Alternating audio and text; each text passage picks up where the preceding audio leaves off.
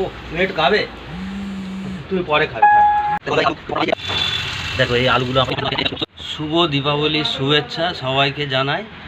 আর এইটা আমরা এখন বেসন গুলছি, বেসনের মধ্যে লঙ্কা গুঁড়ো দেওয়া আছে একটু, ওই জন্য লাল লাল লাগছে।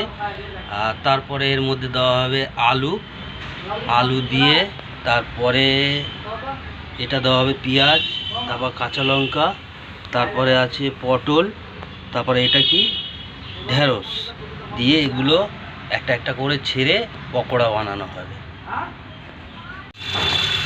দেখো এই আলুগুলো আমরা এখন দিচ্ছি এই যে কড়াইয়ের মধ্যে। আমাদের ভালো ওভেন নেই, আমাদের এই ছোটো একটা কাজের জায়গায় তো ছোটো, এই এটা কি বলে হিটার, ঠিক আছে। ইলেকট্রিকে খুব সাবধানে রান্না করতে হয় আমাদেরকে। তাও আমরা ভিডিও করছি কষ্ট করে, একটু লাইক কমেন্ট করে দেবে। দেখো বন্ধুরা এই আলু যে পকোড়া বানিয়েছি এটা এরকম হয়েছে।